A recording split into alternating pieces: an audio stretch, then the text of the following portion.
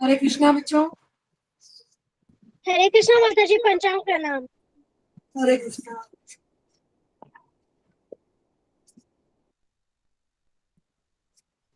माता जी, बोलिए। माता जी, मैं अभी ये ट्रैवल कर रही हूँ। अभी अभी मेरे पास मेरा नोटबुक और भगवत गीता नहीं है, इसलिए मैं आज का क्लास में कुछ लिख नहीं पाऊंगी। कोई बात नहीं, कोई नहीं। जी माता जी। हरे कृष्णा माता जी।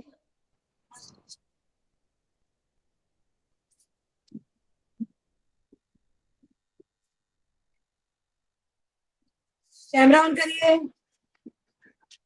सारे कैमरा ऑन करेंगे बेटा।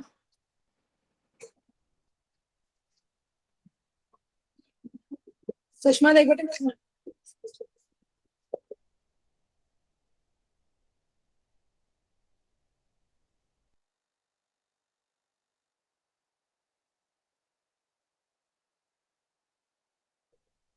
कल का क्लास कोई बता सकता है क्या पढ़ा था?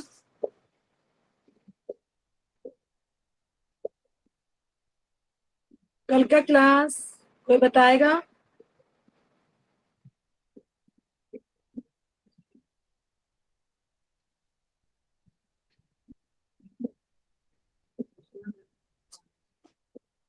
ओके प्रिशा, बताओ। माता जी, कल के क्लास में हम लोग ये पढ़े हैं कि हम लोग तीसरा श्लोक में ये पढ़े हैं कि कृष्ण भगवान अर्जुन से कहते हैं कि हे अर्जुन, अगर तुम अपने कर्म नहीं करोगे, अपना जो युद्ध है वो नहीं करोगे, तो फिर ये चीज तुमको शोभा नहीं देता है। तुमको अपना क्षत्रिय धर्म निभाना पड़ेगा। और तुम एक क्षत्रिय हो, तो एक क्षत्रिय युद्ध करता है। ये कृष्ण भगवान अर्जुन को समझाए कि युद्ध करने के लिए। फिर अर्जुन बोले कि हे मधुसूदन, मैं युद्ध कैसे करूंगा? द्रोणाचार्य और भीष्म पितामह मेरे परिवार है। और मैं जो अभी बाण चलाना सीखा हूँ, वो द्रोणाचार्य के वजह से ही हुआ है। मैं अपने गुरु को कैसे मार सकता हूँ? उससे अच्छा है कि मैं भीख मांग कर खाऊं, या पत्ता ये सब, ये ब्राह्मण का ये ब्राह्मण जैसा जीव। तो फिर अगले श्लोक में अर्जुन फिर से कहते हैं कि मुझे युद्ध नहीं करना।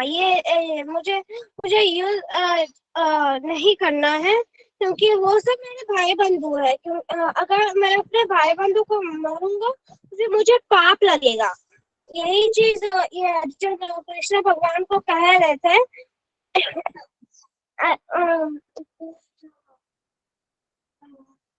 माता जी, इतना ही मुझे याद है अभी तक। तो मैं लिखे नहीं हूँ, इतना ही याद है मुझे।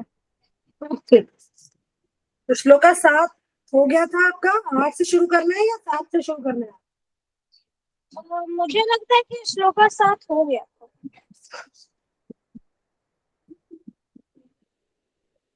नहीं नहीं, श्लोका 7 नहीं हुआ था। मुझे लगता है कि उससे स्टार्ट करना है।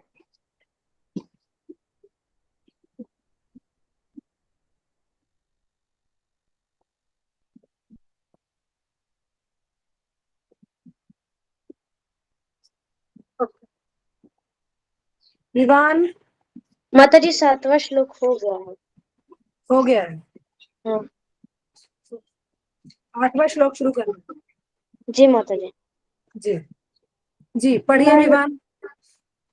नहीं प्रपश्यामि मम पुनाद्यात् पुनाद्यात् यत् शोकम् उच्छोष उच्छोषणम् इन्द्रियाणाम् अवाप्य भूमौ अस्पत्नं रुद्धं राज्यं सुराणाम् अपि च अध्यापत्यम्। मुझे मुझे ऐसा कोई साधन नहीं दिखती मुझे ऐसा कोई साधन नहीं दिखता जो मेरे इंद्रियों को सुखा सुख सुखाने वाले इस शोक को दूर कर सके। स्वर्ग पर देवताओं के अधिपत्य की तरह इस धनधान्य संपन्न सारी पृथ्वी पर निष्कंटक राज्य प्राप्त करके भी इस शोक को दूर नहीं कर सकूंगा। हरे कृष्ण माता जी। जी, तो श्लोका 8 में अर्जुन जो है कृष्ण को गुरु रूप में धारण करते हैं, गुरु मानते हैं। अभी तक तो उन्हें मित्र मान रहे थे, है ना, अपना सखा मान रहे थे, लेकिन अब उन्हें क्या उपाधि देने जा रहे हैं वो? गुरु की। वो कहते हैं कि मैं जिन समस्याओं से घिरा हूं, जो मेरे शरीर को सुखा रही हैं, ऐसी समस्या मैं खुद अकेले उसको नहीं पूरी कर सकता, उनका हल नहीं निकाल सकता हूं। हल केवल कौन निकाल सकते हैं? गुरु, है ना। तो क्योंकि गुरु क्या होते हैं? गुरु पूर्ण रूप से कृष्ण भावना भावित होते हैं, है ना। पूर्ण रूप से कृष्ण भावना भावित होते हैं, उन्हें संपूर्ण ज्ञान होता है कि क्या बताना चाहिए अपने शिष्य को, कैसे वो समस्याओं से बाहर आए, उसे क्या रास्ता दें ताकि वो अपना कर्तव्य को समझ पाए। तो इसमें यही बताते हैं, मुझे ऐसा कोई साधन, ये अर्जुन कहते हैं, मुझे ऐसा कोई साधन नहीं दिखता जो मेरी इंद्रियों को सुखाने वाले इस शोक को दूर कर सके। उन्हें कुछ समझ नहीं आ रहा था कि वो क्या करें। उन्हें ज्ञान तो मिल रहा था, लेकिन उनके समझ में भी आ नहीं रहा था। और उनकी इंद्रियां जो थी, त्वचा उनकी सूख रही थी, जल रही थी, मुंह सूख रहा था, शरीर कांप रहा था, गांडीव छूट गया, है ना। तो अब ये जो शरीर सूख रहा था उनका, स्वर्ग पर देवताओं के अधिपत्य की तरह इस धन धान्य संपन्न सारी पृथ्वी पर निष्कंटक राज्य प्राप्त करके भी मैं शोक को दूर नहीं कर सकता। अगर वह इस राज्य को प्राप्त भी करता है तो भी वह इस शोक से दूर नहीं हो सकता। तो अब वो कृष्ण को कहते हैं, यद्यपि अर्जुन धर्म तथा सदाचार के नियमों पर आधारित अनेक तर्क प्रस्तुत करता है, किंतु ऐसा प्रतीत होता है कि अपने गुरु भगवान श्री कृष्ण की सहायता के बिना वह अपनी समस्याओं का हल नहीं निकाल सकता है, नहीं ढूंढ सकता। वह समझ गया था कि उसका तथाकथित ज्ञान, यानी कि जितना ज्ञान उसको प्राप्त है, उसकी उन समस्याओं को दूर करने में वे व्यर्थ। उसे नॉलेज तो है, लेकिन इतनी पता नहीं है कि ये जो उसके साथ हो रहा है, इसको, इस दुख को वो कैसे दूर करे। इतना ज्ञान उसको नहीं मिल पा रहा। तो अब उसके सारे शरीर को सुखा दे रही थी। उसे इन उलझनों को भगवान कृष्ण जैसे आध्यात्मिक गुरु की सहायता के बिना हल कर पाना असंभव लगता है। यदि कोई इसमें सहायता कर सकता है तो वह सिर्फ कृष्ण है। वह सिर्फ एकमात्र उसके गुरु है, और उसके गुरु कौन है? कृष्ण। अतः निष्कर्ष वे निकला कि गुरु जो 100% कृष्ण भावना भावित होता है, वही एकमात्र प्रमाणिक गुरु। प्रमाणिक गुरु कौन होता है? जो पूर्ण रूप से कृष्ण भावना भावित हो, है ना, जिसको पता हो कि उसने अपने शिष्यों को कैसे ज्ञान देना है, कैसे उसको बताना है, अपने शिष्यों को इंद्रियों को कैसे वश में करे, ठीक है, और वही जीवन की समस्या को हल कर सकता है। भगवान चैतन्य ने कहा कि जो कृष्ण भावित के विज्ञान के दक्ष हो, कृष्ण हो, जैसे वे जिस किसी जाति का हो, वही वास्तविक गुरु है। वास्तविक गुरु होने के लिए क्या नहीं कि जाति भी बहुत महत्वपूर्ण बात है, नहीं, जाति कोई महत्वपूर्ण बात नहीं है। महत्वपूर्ण बात यह है कि जो आपके प्रमाणिक गुरु हो, वो पूर्ण रूप से क्या हो? कृष्ण भावना भावित, है ना। उन्हें ज्ञान हो शास्त्रों का, उन्हें ज्ञान हो कि कौन से शिष्य को क्या बताना है कर्म के बारे में, कौन से कर्म शिष्य के लिए श्रेष्ठकर होंगे, क्या करना चाहिए, कैसे उसे वो इंद्रियों के चुंगल से छुड़ा सकते हैं। ये सब एक गुरु में प्रधानता होनी चाहिए इसकी, है ना। लेकिन इसमें गुरु की जाति की कोई बात नहीं कही गई है, ठीक है। गुरु ऐसा नहीं कि गुरु ब्राह्मण हो, गुरु वैश्य हो, ऐसा नहीं है। उसके बाद देखो लिखा भी है, कोई व्यक्ति चाहे वह विप्र हो, है ना, निम्न जाति में जन्मा हो, शूद्र हो, मैंने अभी यही बताया आपको कि श्रेष्ठकर गुरु होने के लिए जरूरी नहीं है कि वह ब्राह्मण ही हो, है ना। वो शूद्र भी हो सकता है, विप्र भी हो सकता है, सन्यासी भी हो सकता है ना। कृष्ण के विज्ञान में दक्ष होता है तो वह यथार्थ प्रमाणिक गुरु है। यदि कोई दक्ष है अपने कला में, यदि गुरु को ज्ञान है पूरा, वह कृष्ण भावना भावित है, तो ही वह प्रमाणिक गुरु है। इसके लिए उनका ब्राह्मण होना जरूरी नहीं है, वे किसी भी जाति के हो सकते हैं। ठीक है, समझ आया बेटा? जी माता जी। जी माता अतः कृष्ण तत्ववेता हुए बिना कोई भी प्रमाणिक गुरु नहीं हो सकता। ठीक है, ओके। यदि हम सदा के लिए शोक का निवारण चाहते हैं तो हमें कृष्ण की शरण ग्रहण करनी होगी। किसकी शरण ग्रहण करनी होगी? कृष्ण की। कृष्ण। यदि हम चाहते हैं कि हमें शोक ना घेरे, यदि हम चाहते हैं कि हमारी इंद्रियां हमारे ऊपर भारी ना हो, यदि हम चाहते हैं कि हमारा मन बुद्धि के कंट्रोल में चले, तो हमें किसकी शरण में जाना होगा? कृष्ण की। लेकिन डायरेक्ट तो कृष्ण की शरण में नहीं जा सकते हम, तो हमें एक प्रमाणिक गुरु की शरण में जाना पड़ेगा। ठीक है, गुरु ही रास्ता बताएंगे कि हमें कैसे कर्म करके कृष्ण के शरणागत होना है। अर्जुन माता ने जी। कृष्ण से प्रार्थना की कि वे उसकी समस्या का निश्चित समाधान कर दें, और यही कृष्ण भावनामृत की विधि है। ओके, समझ आया बेटा? हाँ बोलिए वैष्णवी।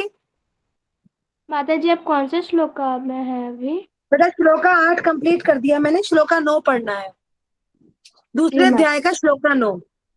जी माता जी, धन्यवाद। ठीक, पढ़ो बेटा पढ़ो, श्लोका 9 पढ़ो। वैष्णवी तुम पढ़ो। माता जी, मेरे पास अभी भगवत गीता नहीं है। चलो वेदांत तुम ही पढ़ो फिर, आज तो किसी के पास भी गीता नहीं है, तुम ही पढ़ो। जी माता जी। संजय उवाच एवम् उक्त्वा ऋषिकेशं गुडाकेश परन्तप नायोत्सये इति गोविन्दम् उक्त्वा तूष्णीं बभूव। हाँ, संजय ने कहा। इस प्रकार कहने के बाद शत्रुओं का दमन करने वाला अर्जुन कृष्ण से बोला, हे गोविंद, मैं युद्ध नहीं करूंगा, और चुप हो गया। हरे कृष्ण माता।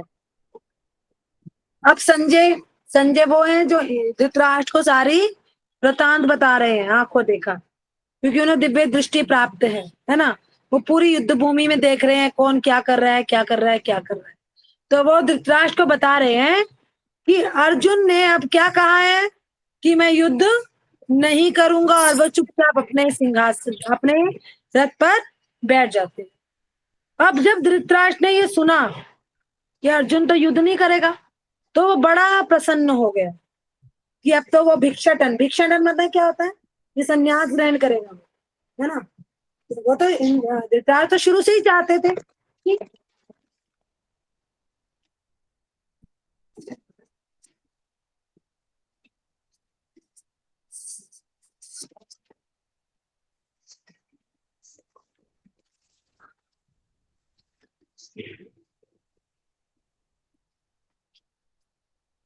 एक मिनट बेटा, मैं लॉग आउट होकर फिर से लॉग इन होती हूँ।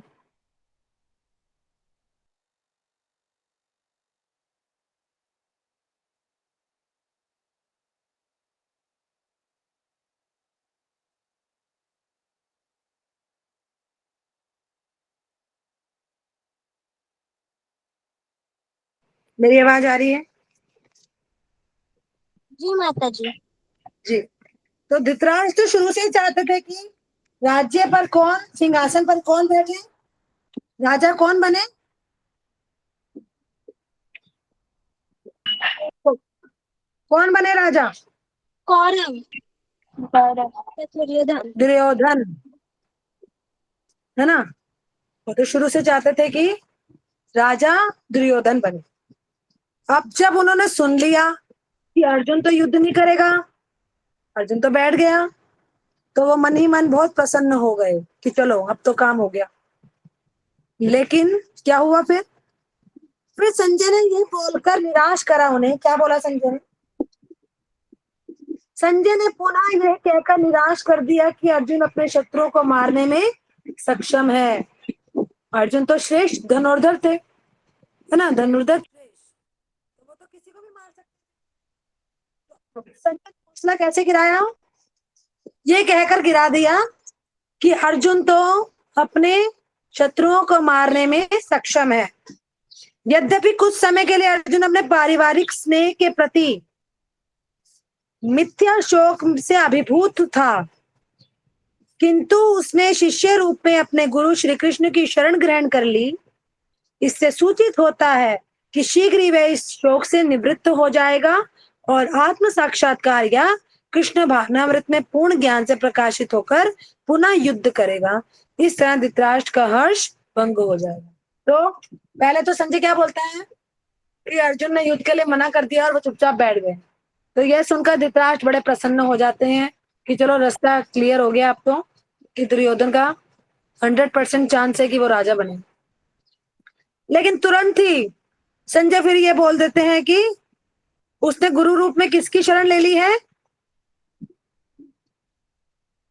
कृष्ण को। कृष्ण की। कृष्ण अब के। उसने जब कृष्ण को अपना गुरु मान लिया तो निश्चित रूप से वह इस मिथ्या शोक से जो उसे हो रहा है उससे बाहर आ जाएगा और युद्ध के लिए तैयार हो जाएगा। तो जब ये सुना कि युद्ध के लिए तैयार हो जाएगा तो धृतराष्ट्र की जितनी प्रसन्नता थी वो क्या हो गई? भंग हो गई, खत्म हो गई, है ना। फिर वो सोचने लगा। ओके, नेक्स्ट श्लोका पढ़िए, पढ़िए विवान। जी माता जी। तम उवाच हृषिकेश प्रहसन इव भारत सेनयो उभयो मध्ये विषदन्तम इदं वच। हे भरतवंशी धृतराष्ट्र, उस समय दोनों सेनाओं के मध्य शोकमग्न अर्जुन से कृष्ण ने मनो हंसते हुए ये शब्द कहे।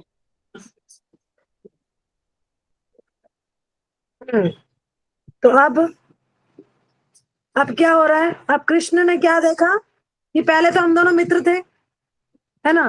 जब फ्रेंड्स होते हैं तो क्या कह रहे हो बेटा?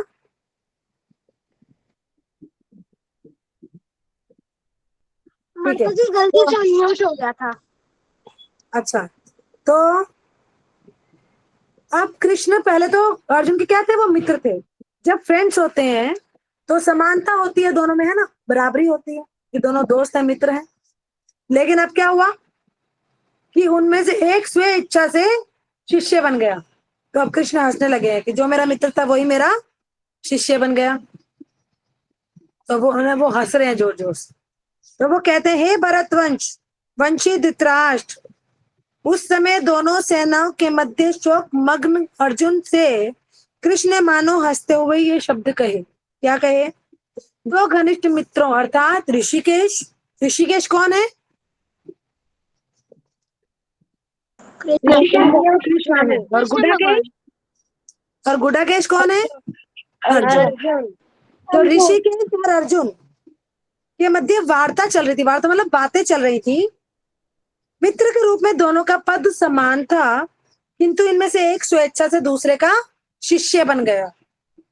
कृष्ण हंस रहे थे क्योंकि अब क्या था, मित्र उनका शिष्य बन गया। अब अपने मित्र के ही वो गुरु बन गए। सबों के स्वामी होने के कारण वे सदैव श्रेष्ठ पद पर रहते हैं।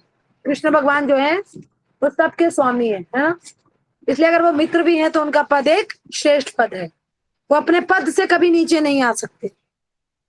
उनका पद हमेशा श्रेष्ठ रहेगा, चाहे वे मित्र हैं, चाहे गुरु हैं, चाहे पुत्र हैं, कुछ भी हैं वो। लेकिन जो उनकी एक प्रधानता है वो हमेशा बनी रहती है। तो स्वामी होने के कारण वे सदैव श्रेष्ठ पद पर रहते हैं।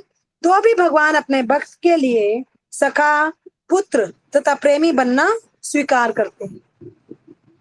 भगवान बहुत दयालु होते हैं, बहुत दयालु है भगवान। भगवान बहुत दयालु होते हैं ना। अगर अपने भक्त को दुखी देखते हैं तो बर्दाश्त नहीं कर सकते, वह उसकी रक्षा के लिए स्वयं आते हैं।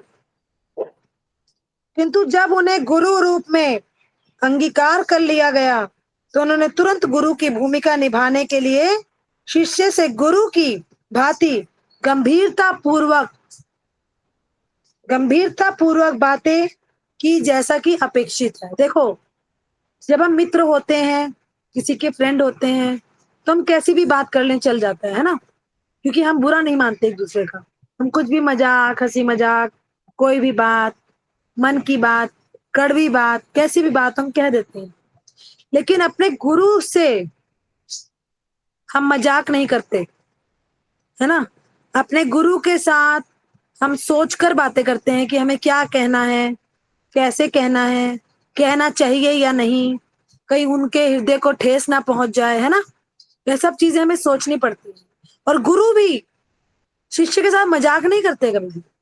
अब टीचर होती है आपके स्कूल में, क्या आपके साथ मजाक करती है? नहीं। उसका जो ओहदा है, जो उनकी एक रेपुटेशन है, वो उसके अनुसार ही बात करती है ना। तो अब जब वो गुरु के रूप में आ गए तो गंभीरता पूर्वक बातें करने लगी, जो अपेक्षित है। ऐसा प्रतीत होता है कि गुरु तथा शिष्य की यह वार्ता दोनों सेनाओं की उपस्थिति में हुई, जिससे सारे लोग लाभान्वित हुए। ये कहाँ हो रही थी सारी बातें? युद्ध भूमि में, सेना के बीचों बीच। क्योंकि अर्जुन ने क्या कहा था, मेरे युद्ध को दोनों सेनाओं के बीच ले चलो। तो जब दोनों सेनाओं के बीच में बातें हो रही थी तो दोनों सेना ने सुना, और जब दोनों सेनाओं ने सुना, भगवान की वाणी थी वो, और जब भगवान की वाणी सुनते हैं तो लाभान्वित होते हैं, है ना, लाभान्वित होते हैं। अतः भगवत गीता का संवाद किसी एक व्यक्ति, समाज या जाति के लिए नहीं था, अपितु सबों के लिए। भगवान ने जो नियम बनाए किसी एक के लिए नहीं बनाए बेटा, है ना। उसने सबके लिए नियम बनाए और एक समान नियम बनाए। उसने भगवान की पूजा करनी है, उसने किसी एक व्यक्ति विशेष को तो नहीं कहा कि तुम मेरी पूजा करो। उसने छोटा हो, बच्चा हो, बड़ा हो, बूढ़ा हो, गरीब हो, अमीर हो, कैसा भी हो, सबके लिए नियम है कि हमारी भगवान की पूजा करें, है ना। लेकिन सब स्वतंत्र भी हैं, कुछ लोग करते हैं, कुछ लोग नहीं भी करते। अब हमें गुरु कुछ भी आदेश देते हैं, है ना, तो हमें उसको मानना चाहिए। अगर हम नहीं मानते हैं तो इसमें नुकसान किसका है? हमारा। गुरु का तो कोई नुकसान नहीं होता। स्कूल में टीचर पढ़ाती है, उसको तो ऑलरेडी ज्ञान है ना अपना, उसको पढ़ाना आता है, वो बच्चों को पढ़ा रही है। बच्चा पढ़ रहा है, नहीं पढ़ रहा, तो गलती किसकी है? बच्चे की, है ना। अगर छोटा बच्चा है तो माँ बाप की भी गलती हो जाती है, लेकिन अगर बड़ा बच्चा है, समझदार है, तो बच्चे की गलती है। अगर बच्चा होमवर्क नहीं करेगा, पढ़ाई नहीं करेगा, तो टीचर एक बार कहेगी, दो बार कहेगी, तीन बार कहेगी, फिर वो उसको कहना बंद कर देगी। वो कहेगी आपकी मर्जी है ना, करो ना करो, फेल होंगे तो आप होंगे, है ना, नंबर कम आएंगे तो आपके आएंगे, मम्मी से मार पड़ेगी तो आपकी पड़ेगी। तो गुरु की बात मानने में ही भलाई होती है, चाहे वो हमारे शैक्षिक गुरु हो, चाहे वो हमारे आध्यात्मिक गुरु। गुरु की बात हमेशा माननी चाहिए, क्योंकि गुरु की बात मानने से हमारी प्रगति होती है। ठीक है, गुरु की बात ना मानने से हमारी क्या होगा? अपयश बढ़ता है हमारा। तो जब कृष्ण को अर्जुन ने मित्र की बजाय गुरु की उपाधि दी, तो भगवान कृष्ण भी उससे गुरु जैसा व्यवहार करने लगे और गंभीरता पूर्वक वार्तालाप करने लगे। तो ये वार्तालाप दोनों सेनाओं ने सुनी और वो लाभान्वित होने लगे। तो कृष्ण के आदेश किसी एक व्यक्ति, वस्तु या समाज के लिए नहीं था, उनका तो ये सभी व्यक्तियों के लिए समान रूप से उपदेश था, और उसे सुनने के लिए शत्रु या मित्र समान रूप से अधिकारी। ठीक है, भगवान की बात सुनने के लिए हर कोई अधिकारी। भगवान की पूजा, आरती हर कोई सुनता है। जब हम जोर जोर से आरती करेंगे तो हर किसी के कान में जाएगी ना, वो ना चाहते हुए भी उसको सुनेगा वो, लेकिन उसको फॉलो करेगा या नहीं करेगा ये किस पर डिपेंड करता है? उसकी बुद्धि पर, है ना।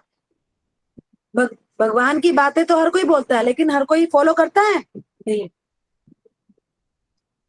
फॉलो वही करेगा जो उसको गंभीरता से लेगा, सीरियस होकर सुनेगा, वही उसको फॉलो करेगा। और फॉलो करने में भलाई होगी, बुराई कभी नहीं हो सकती। भगवान का कोई भी काम, भगवान की सेवा, भगवान का भजन, भगवान की आरती, भगवान का सत्संग, भगवान की गीता, कोई भी काम हमारे लिए कभी भी हानिकारक नहीं हो सकता, है ना, हमारा बेनिफिट ही है उसमें। तो नेक्स्ट श्लोक का पढ़िए बेटा, पढ़ो वैष्णवी। अच्छा उसके पास नहीं है, तुम पढ़िए। विवान पढ़ो बेटा। जी माताजी। श्री भगवान उवाच अशोच्यान अन्वशोचा त्वं वादान च भाषसे गता असुना अगता असुना च न अनुशोचन्ति पंडिता। श्री भगवान ने कहा, तुम पांडित्य पूर्ण वचन कहते हुए उनके लिए शोक कर रहे हो जो शोक करने के योग्य नहीं है। जो विद्वान होते हैं वह ना तो जीवित के लिए ना ही मृत के लिए शोक करते हैं। हरे कृष्ण माता जी। ओके।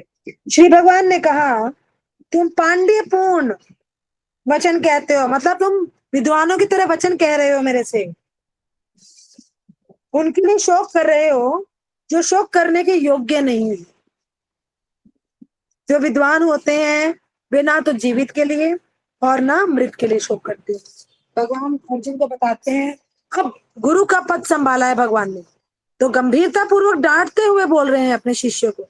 गुरु डांटते हैं अपने शिष्यों को, बिल्कुल उनकी गलतियों पर डांटते हैं ताकि वे उसमें सुधार कर सकें। उनकी डांट में भी हमारी भलाई होगी। तो अब वो कहते हैं कि तुम बातें तो विद्वानों की तरह करते हो, किंतु तुम यह नहीं जानते कि जो विद्वान होते हैं, अर्थात जो यह जानता है कि शरीर तथा आत्मा क्या है। हमने पहले भी पढ़ा है कि शरीर क्या है, नाशवान है, एक ना एक दिन शरीर जरूर खत्म होगा, है ना, लेकिन आत्मा हमारी कभी भी खत्म नहीं होती। आत्मा जाकर परमात्मा में विलीन होती है, आत्मा को नया शरीर मिलता है। जैसे हम वस्त्र बदलते हैं वैसे आत्मा शरीर बदलती है। आत्मा ना जलती है, ना गीली होती है, ना कटती है, ना मरती है। आत्मा को कोई प्रभाव नहीं पड़ता। दुख आत्मा सिर्फ हमारे, जब तक हमारे अंदर आत्मा है तभी तक हमारे अंदर प्राण है। जब हमारी आत्मा निकल जाएगी तो हमारा शरीर नाश हो जाएगा। तो आप जो विद्वान, भगवान कहते हैं कि विद्वान का मतलब होता है जो यह जानता है कि शरीर क्या है और आत्मा क्या है ना, आत्मा क्या है, वह किसी भी अवस्था में शरीर के लिए, चाहे वह मृत हो चाहे जीवित, शोक नहीं करता। दोनों ही बातों में वो शोक नहीं करता। अगले अध्याय में ये स्पष्ट भी हो जाएगा कि ज्ञान का अर्थ पदार्थ तथा आत्मा एवं इन दोनों के नियामक को जानता है। अर्जुन का तर्क था कि राजनीति या समाज नीति की अपेक्षा धर्म को अधिक महत्व मिलना चाहिए। अर्जुन अभी तक क्या कह रहा था कि मेरे संबंधी हैं, मेरे मित्र हैं, मैं इनको कैसे मारूं, तो मेरे अपने हैं, मर गए तो मैं राज्य लेके क्या करूंगा, अकेला क्या करूंगा राज्य को, है ना। अभी तक वो ये बोल रहा है। तो अभी भी बोल रहा है कि राजनीति तथा समाज नीति की अपेक्षा धर्म को अधिक महत्व मिलना चाहिए, किंतु उसे ज्ञान न था कि पदार्थ, आत्मा तथा परमेश्वर का ज्ञान धार्मिक सूत्र से भी अधिक महत्वपूर्ण। भगवान का ज्ञान सबसे महत्वपूर्ण है। भगवान का ज्ञान कैसे मिलेगा? गीता पढ़, है ना, गीता की क्लासेस ज्वाइन करके। गीता की क्लास ज्वाइन नहीं करोगे तो कोई गीता का ज्ञान देगा आपको? कोई नहीं देगा, कहीं से मिलेगा भी नहीं। तो ये गुरु ही दे सकते हैं, हम भी कुछ नहीं है, हमारे गुरु है ना, वही हमें सिखाते हैं, वही हम आपको सिखाते हैं। ठीक है, तो गुरु के बिना ज्ञान, गुरु बिन ज्ञान नहीं होता। तो उसके बाद, और चूंकि उसमें इस ज्ञान का अभाव था अतः उसे विद्वान नहीं बनना चाहिए। जब उसे पता नहीं है कि आत्मा और शरीर में क्या फर्क है हो रहा है, मुझे क्या करना है क्या नहीं करना, तो उसे विद्वान नहीं बनना चाहिए, है ना। उसे विद्वान नहीं बनना चाहिए। और चूंकि वह अत्यधिक विद्वान नहीं था, इसलिए वह शोक के सर्वथा अयोग्य वस्तुओं के लिए शोक कर रहा था। वो किन लोगों के लिए शोक कर रहा था? जो शोक करने के योग्य नहीं थे। वह शरीर जन्मता है और आज या कल उसका विनाश निश्चित। जो आज जन्म ले रहा है कल वो मरेगा, ये बिल्कुल निश्चित बात है, यह निश्चित है। अतः शरीर उतना महत्वपूर्ण नहीं है जितना कि आत्मा। तो हमें सबसे पहले अपनी आत्मा का कल्याण करना चाहिए। हर किसी के अंदर आत्मा है बेटा। आत्मा का कल्याण कैसे होगा? प्रसाद खा के, भजन करके, गीता सुनकर, है ना, और वैष्णवों की सेवा करके, है ना, माता पिता की भी सेवा करनी चाहिए, वैष्णव भक्तों की भी सेवा करनी चाहिए, मंदिर में भी सेवा करनी चाहिए, और प्रसाद खाना चाहिए, है ना, अच्छों के संग करना चाहिए। अगर हम ये सब काम करते हैं तो हम किसका भला करते हैं? अपनी आत्मा का, है ना, अपनी आत्मा का कल्याण करते हैं। तो शरीर इंपॉर्टेंट नहीं है, इंपॉर्टेंट क्या है? आत्मा। इस तथ्य को जानता है वही असली विद्वान। जो ये जान जाता है कि आत्मा श्रेष्ठ है, वही विद्वान है, और उसके लिए शोक का कोई कारण नहीं हो सकता। नेक्स्ट श्लोका 12 पढ़िए विवान। जी माता जी। न तो एव अहम जातु न आसम न त्वं न इमे जना अधिपा न च एव न भविष्याम सर्वे वयम अतः परम। अभी ऐसे कभी नहीं हुआ कि मैंने ना रहा हो या तुम ना रहे हो, अथवा ये समस्त राजा ना रहे हो। ऐसे और ना ऐसे है कि भविष्य में हम लोग नहीं रहेंगे। हरे कृष्ण माता जी। तो भगवान बताते हैं कि ऐसा कभी नहीं हुआ कि मैं ना रहा हूं, मैं हर जन्म में हर युग में हूं। ऐसा नहीं हुआ कि तुम ना रहे हो, क्योंकि तुम भी कब से जन्म ले रहे होंगे। ऐसा नहीं है कि हम ना रहे हो, हम भी कब से जन्म ले रहे हैं, है ना। क्या क्या बने पता नहीं, किसी को पता है हम क्या क्या बने हैं और क्या क्या बनने वाले हैं? नहीं ऐसा माता नहीं जी। है कि ये सेना जो सामने खड़ी है ये ना रही हो, ये भी रही, है ना। यानी कि जितने भी लोग हैं वो आज के नहीं है, पता नहीं कब से रह रहे। भगवान भी हर किसी के अंदर विराजमान है, अंश में सबके अंदर भगवान। अगर हम किसी घृणा भी करते हैं ना, किसी से नफरत भी अगर हम करते हैं, मान लीजिए कोई व्यक्ति हमको अच्छा नहीं लगता, तो भी हमें उसे प्रणाम करना चाहिए, क्योंकि उसके अंदर कौन विराजमान है? भगवान। तो हम प्रणाम किसको करते हैं? उस शरीर को नहीं कर रहे हैं हम उसके अंदर विराजमान जो भगवान है हम उसको प्रणाम करते हैं, है ना। तो हमें प्रणाम करना चाहिए। अगर हम किसी से नफरत भी कर रहे हैं, कोई हमें अच्छा नहीं भी लग रहा, तो अगर सामने आ जाता है तो उसको प्रणाम करना चाहिए। तो भगवान कहते हैं कि मैं हर किसी के अंदर विराजमान हूं, केवल साधु पुरुष ही मुझे अंदर बाहर से देख पाता है। तो जो वैदिक ज्ञान अर्जुन को प्रदान किया गया, वही विश्व के उन समस्त पुरुषों को प्रदान किया जा रहा था। क्यों? क्योंकि वो सब लोग सुन रहे थे।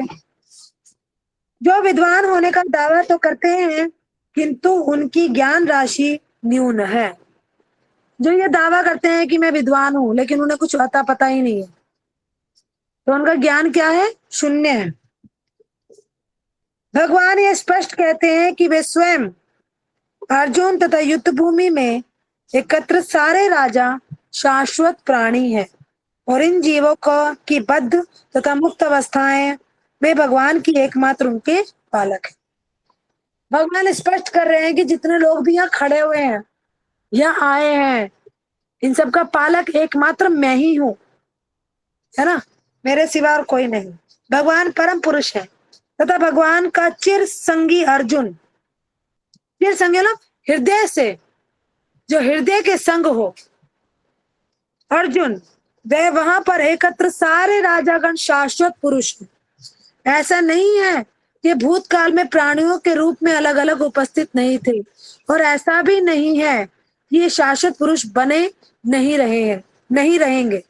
उनका अस्तित्व भूतकाल में था और भविष्य में भी निर्बाध। अब वो कह रहे हैं कि जितने लोग खड़े हैं ना, इन्हें मैं पहले से ही मार चुका हूं, ये पहले से ही मरे हुए हैं, तुम्हारे सामने खड़े हैं बस। तो वो सब बातें उन्हें समझा रहे हैं कि तुम माया में हो और माया से बाहर आओ। गीता ऐसे साहित्य से ऊपर है, कोई भी संसारी ग्रंथ गीता की तुलना नहीं कर सकता। ग्रंथों में श्रेष्ठ गीता है, क्योंकि भगवत गीता, शास्त्रों में भगवान कहते हैं कि गीता कौन है? गीता मैं हूं। श्रीमद् भगवत गीता मैं हूं। शास्त्रों में भगवान गीता है, जैसे इंद्रियों में भगवान मन है ना,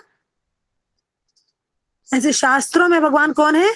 गीता है। ग्रंथों में गीता है। तो गीता की तुलना किसी भी ग्रंथ से नहीं की जा सकती, चाहे कोई भी ग्रंथ हो। गीता ऐसे साहित्य से ऊपर है, कोई भी संसारी ग्रंथ गीता की तुलना नहीं कर सकता। श्री कृष्ण को सामान्य व्यक्ति मान लेने पर गीता की सारी महत्ता जाती रहती है। कृष्ण को सामान्य व्यक्ति नहीं मानना चाहिए, क्योंकि कृष्ण परम पुरुष है, कृष्ण भगवान है। श्री कृष्ण की मायावादियों का तर्क है कि श्लोक में वर्णित द्वैत लौकिक है और शरीर के लिए प्रयुक्त हुआ है। एक बार जीवों की देहात्म बुद्धि की निंदा करने के बाद यह कैसे संभव है कि कृष्ण पुनः शरीर पर उसी वक्तव्य को दोहराते हैं। भक्तों द्वारा गीता के उपदेशों को समझने का प्रयास मधुमक्खी द्वारा मधुपात्र चाटने के सदृश है। तो इसमें क्या कहा? भक्तों द्वारा, जिन्हें पता ही नहीं है कि गीता को कैसे सुनाना है, गीता में क्या लिखा है, गीता के प्रवचनों का क्या अर्थ है, कैसे व्यवहार करना है। अभक्त, उसके मुख से गीता सुनना किसके तुल्य है? जैसे मधुमक्खी जानती है कि मधुमक्खी हमें शहद दे रही है, लेकिन वो किसको चाट रही है? शहद के ही प्याले को चाट रही है, उसके अंदर भरा हुआ है। तो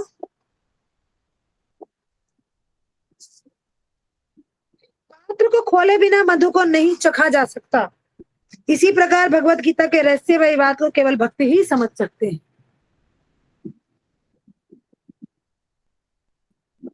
जैसे मैंने भी बताया कि अभक्त के द्वारा उपदेश दिए गए हम नहीं समझ सकते, है ना। कोई भक्त अगर हमें समझाएगा, अगर हमें कोई प्रमाणिक गुरु समझाएंगे तो हमें गीता समझ में आ सकती है, लेकिन हमें वैसे गीता समझ में नहीं आ सकती। हर कोई व्यक्ति गीता को नहीं समझा सकता। अतः मायावादियों द्वारा गीता की व्याख्या मानो समग्र सत्य का सरासर भ्रामक निरूपण है।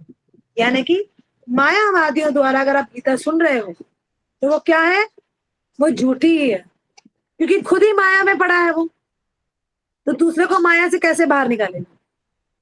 जैसे अगर किसी बोतल में शहद भरा है तो बोतल के ऊपर से चाटने से क्या शहद मिलेगा आपको? तो मूर्ख व्यक्ति यही करता है कि मधुमक्खी के पात्र, शहद से भरे पात्र को बाहर से ही चाटता रहता है, उसको खोलता ही नहीं है। तो ये कौन कर सकता है? एक मूर्ख ही कर सकता है ये काम, है ना। एक मूर्ख ही कर सकता है। किताब को खोलेगा नहीं और सारे श्लोक बोलेगा मुझे आते हैं, तो मूर्ख ही कर सकता है। उसको कोई ज्ञान नहीं, और जिसको कोई ज्ञान नहीं है वो दूसरे को क्या ज्ञान देगा? वो जिसका ज्ञान सही भी होगा उसके ज्ञान को भी क्या करेगा? वो गलत कर देगा। तो इसलिए हमें ऐसे व्यक्तियों से दूर रहना चाहिए और भक्तों से दूर रहना चाहिए जिन्हें गीता में, भगवान में इंटरेस्ट ना हो, उनके आगे नहीं बोलना चाहिए, ठीक है। क्योंकि वो हमें भी उस चीज से भटका सकते हैं, हमें भी गलत राह में ले जा सकते हैं। तो ऐसे व्यक्तियों से हमें दूरी बना के रखनी चाहिए, ठीक है। तो श्लोका आज हमने क्या करा है? वह वास्तविक गीता के वास्तविक रहस्य को समझ पाने में असमर्थ रहता है। कौन असमर्थ रहता है गीता के वास्तविक को? मायावादी। यदि अस्तित्व का अभिप्राय ब्रह्मांड से है तो भगवान द्वारा उपदेश देने की कोई आवश्यकता नहीं थी। आत्मा तथा परमात्मा का द्वैत शाश्वत तथ्य है, यानी कि दो चीजें शाश्वत है। क्या? एक आत्मा और एक परमात्मा। दो चीजें शाश्वत हैं, बाकी सब चीजें क्या है? नाशवान।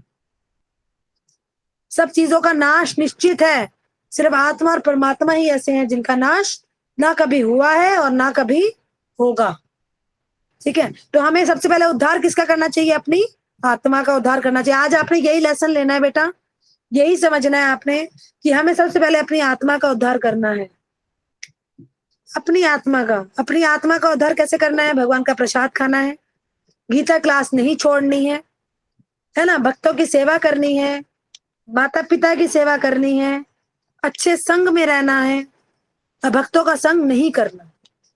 ठीक है, तो आपने आज यही आपका लेसन है और आपको यही आज इससे सीख भी मिली। ठीक है, आज का मोरल यही था। ठीक है ना, तो कल गीता क्लास, कल तो छुट्टी है गीता क्लास की, कल थर्सडे सैटरडे है, तो कल आपकी छुट्टी है बेटा, है ना। संडे में लेंगे क्लास, संडे में श्लोका 13 से शुरू करेंगे यार। ठीक है, श्लोका 13 से संडे में शुरू करेंगे बेटा, और क्वेश्चन आंसर भी 62 पे रुक गए हैं, उसको भी आगे बढ़ा दें। ठीक है, माता तो मैं जी यहाँ आपने पे अभी लिखवाया था क्या क्वेश्चन आंसर? नहीं बेटा, अभी क्वेश्चन आंसर और नहीं लिखवाए, मैं ही लिखवाऊंगी, संडे में लिखवाऊंगी। जी माता जी। ठीक है, तो नोटबुक सेम रखना है ना, नोटबुक अलग अलग मत करना, नहीं तो सारे मिक्स हो जाएंगे वो। तो नोटबुक सेम रखना सब बच्चे, ताकि जब लर्निंग के लिए बोलेंगे तो एक ही जगह से सब लर्न हो जाएंगे वो। ठीक है, तो अब मैं यहाँ पे रुकती हूँ बेटा। हरे कृष्णा, हरे कृष्णा, माता जी दंडवत प्रणाम। हरे कृष्णा। हरे कृष्णा कृष्णा। हरे कृष्ण सब हरे कृष्ण माता जी दंडवत प्रणाम, सब भक्त को दंडवत। हरे कृष्ण माता जी दंडवत प्रणाम, सब भक्त को दंडवत प्रणाम। आप सबने माला करी है आज?